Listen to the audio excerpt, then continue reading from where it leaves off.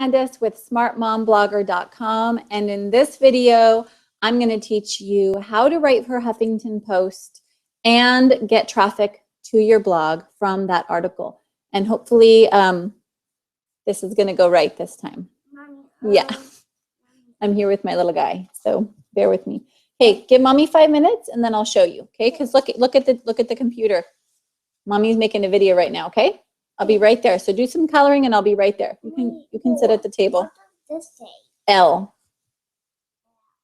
Okay. So just do your connect the dot and then I'll help you in just a minute. Thanks, dude. Okay, so let's move on.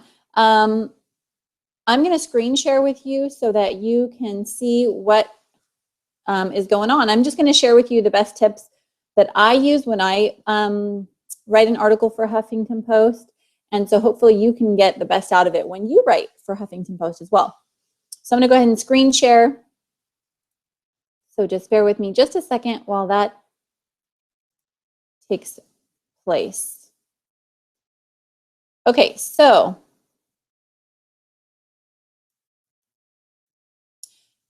if you ever thought about writing for Huffington Post, then you probably, type something in Google like write for Huffington Post. And then, you're going to click, the contact us. And then there's a little link here that says contact us to pitch an idea for a blog post.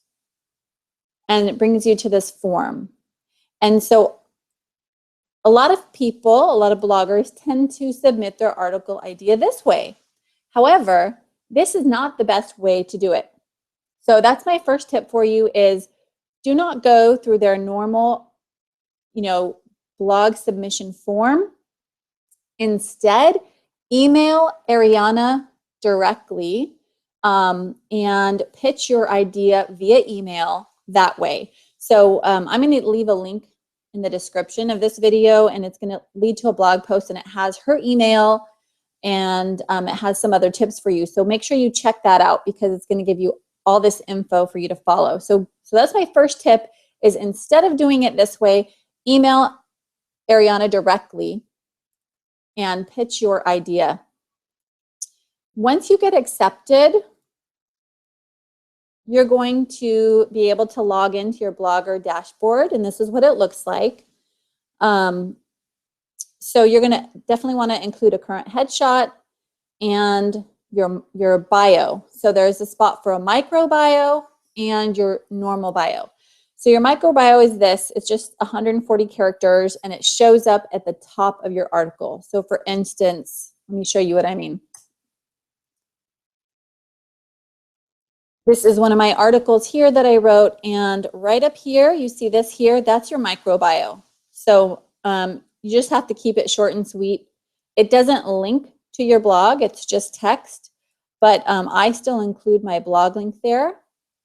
It's not a clickable link, but it's just there for reference. And that's your short bio. It does not click through to your blog. For your longer bio, you can click edit. When you first log in for your very first article, they're going to make you do this ahead of time before you get your blog login and everything. They're going to make you fill out your bio ahead of time. But this is, when you're in your Blogger dashboard, this is how you edit it. And my recommendation for your bio, this is your full bio. First, let me tell you what most bloggers do is they write, a paragraph or two about who they are, what their blog is all about, and nobody is going to read that. Nobody has time or care to read all about you.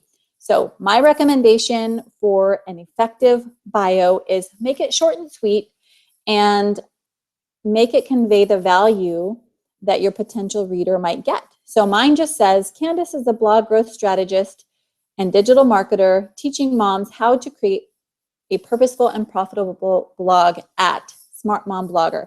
And I'll show you how that looks. That again does not show up in your article anywhere, but if somebody clicks through to your name to see the articles you've written, here is where that bio will show up right here.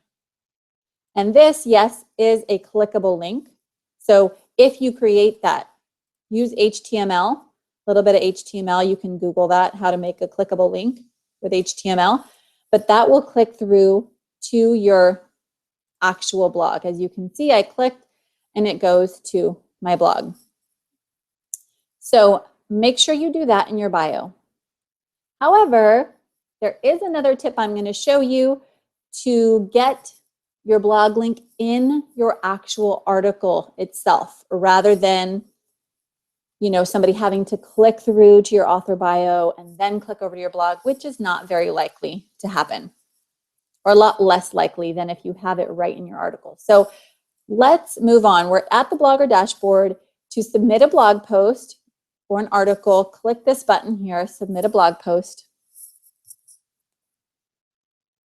And it's going to take you to the article entry area.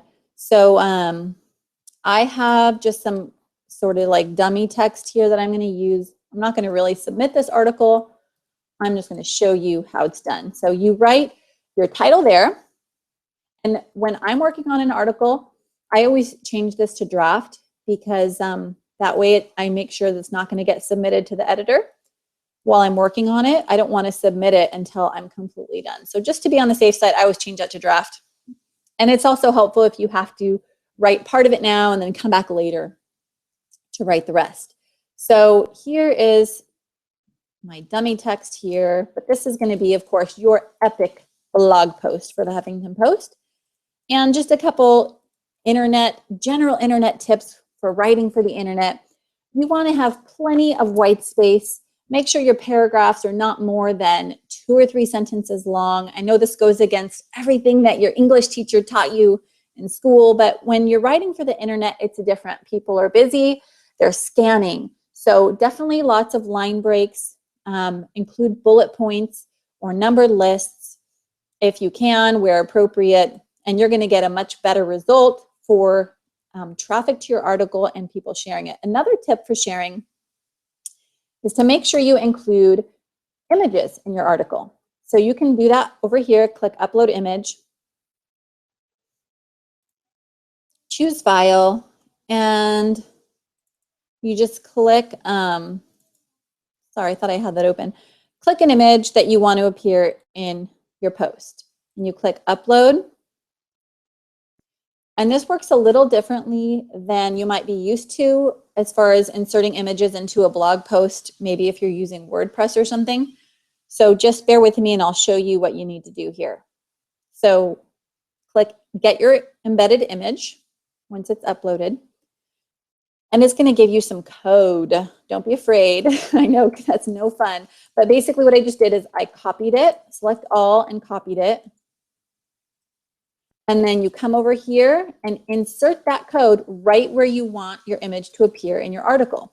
When you preview your article, after you're done writing it, you can see what that looks like and make adjustments as necessary. But I recommend at least a couple of images. And, you know, if you're writing like a numbered list or something like that, you know, include an image for each number. It's going to make it more shareable. Okay. My next tip here is tags. So the tags and the vertical here. Vertical, you have to choose a vertical. They make you choose one before you can submit your article. And it's smart to do it anyway, because this is going to help your article get in front of the right audience. So choose the vertical that your article, you know, relates to, but also you have to be thinking, what is my ideal audience? So say it's parents, and this article is relevant to the parent section, then that's what you choose there. Now tags, I think a lot of bloggers overlook this part, or they don't really know why or how they should be using it. So I'm just going to overview that quickly. These help the editors, the Huffington Post editors, place your article in the right section, and that's going to give it the best visibility that it can get. So type in whatever tags, which are sort of like categories or just things that your article relates to. So I'm writing about blogging. I'm going to start typing it in, and Huffington Post now has things that come up that they suggest. So that helps you out a little bit. Say I'm blogging about parenting. They have that show up, but there's other things too, parenting tips you might want to include. Say I'm blogging about business. They're going to suggest other things here, as you can see. So just find the tags that are relevant. The more the better. I don't know if they have a cap on how many tags you can enter there, but I'd say at least, 5 to 7 or more tags, because again, it just helps with the visibility of your article, your overall online visibility for the article. And now one more thing I'm going to show you before we preview it is this here, search for images. This is going to be your social share image. If you don't choose an image here, then when people share your Huffington Post article online, like on Facebook, there's going to be no image attached to it. And it's going to dramatically reduce the potential that it has for being shared a lot. So I'm just going to type mom here. Let's say I am writing an article about moms or parenting or blogging, mom blogging, which is kind of my vertical. But you type in there whatever you want to search for your article. And okay, so I like this image. I'm going to click that. That's all you have to do. When you preview your article, it's not going to show up, but it will show up if you select it before you send it to the editor. So that way when, like I said, when it gets shared, it's going to show up. So let's live preview. This is what it's going to look like when it actually gets published on Huffington Post. So here's, the name and bio I talked about. That's your micro bio, your title, and here's your article. Here's that image that we inserted. Again, ideally, you're going to want to break this up with maybe some bold font, some bullet points, some numbered lists, some more images, and then that's how it's going to look. So it looks great. Let's go back to here. And we're almost ready to submit it to the editor. So I'm going to go ahead and click submit because we're done. But I'm going to show you one more super secret tip that almost no one knows about or thinks about doing. And that is below the body of your article. This is where you manually input your author bio. So you can make it look as fancy as you want without getting too, obnoxious with making it stand out. But a simple way to do it is just say author bio. You can say about the author. You can say whatever you want. And then you're going to include a little blurb about you. Again, keep this short and sweet. Nobody has time or really care to read a bunch about you.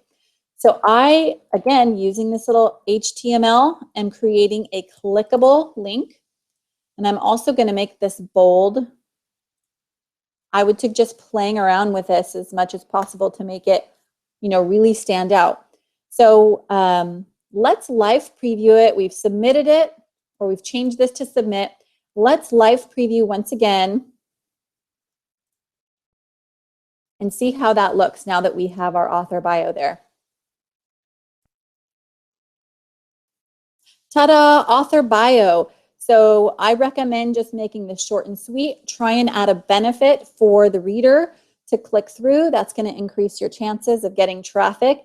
And this just overall, putting an author bio in the body of your article increases the chances that people are going to click through to your blog and give you some traffic rather than having to click through here, and nobody's going to really be motivated to do that. So that is my tip for you. So we're all done. Setup is good. Just a quick review of what we talked about. Title should be awesome. It's got to pull readers in and make them want to read your article. Make sure this is in draft if you're in working mode, but change it to submit when you're ready to send it to the editor. Include images through their little upload feature, and make sure there's plenty of line breaks, bullet points, white space in your article. Let me look at my notes here, make sure I'm including everything. Include that author bio. This is the most important point for getting benefit from writing for the Huffington Post, making it worth your while. Include several tags, include a purposeful vertical for your audience, your ideal audience. Make sure you search for your social share image. When that is all done, you're going to click save. And this is how it sends to the editor. I'm not going to do that now, as I said, because this is just an example. But as long as this is on submit and not draft, then you can click save, and that is going to send it to the editor. It's going to show, once you click save, it's going to show a new screen that says, you know, your post has been received. We'll get back to you as soon as possible.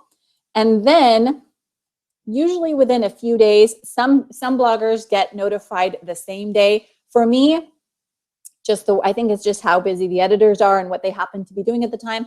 But it usually takes a couple days in my experience. And this is the email you're going to get. It's going to say, dear, your name, your blog post has been submitted. And this is going to tell you that we'll let you know where it's published when we can. Oh, and then I thought I had the other one. Okay, honey, go ahead. I'll help you in just a sec. Oh, yeah, this one. You're going to get this in the next couple days, or maybe later that same day, showing you where the article can be found. And this is basically your link. It's live on Huffington Post at that point. And there it is. So good luck with everything. You can totally do this. Check out my post, as I said. I'm going to turn that camera back on. Okay, there I am. So check out that post on smartmomblogger.com. I'm going to leave the link in the description of the video below. And so just follow these steps to get the most out of it, to how to write for Huffington Post and get traffic to your blog. In that article that I'm talking to you about, the post on my own blog at smartmomblogger.com, I'm also going to share a couple of extra tips on how you might be able to get the most out of that traffic that comes to your blog, turn them into subscribers and sales. So if you're interested in all that, definitely check out my article. And thank you so much. This is my first live broadcast, so hopefully it went well. And thanks. I'll talk to you guys soon.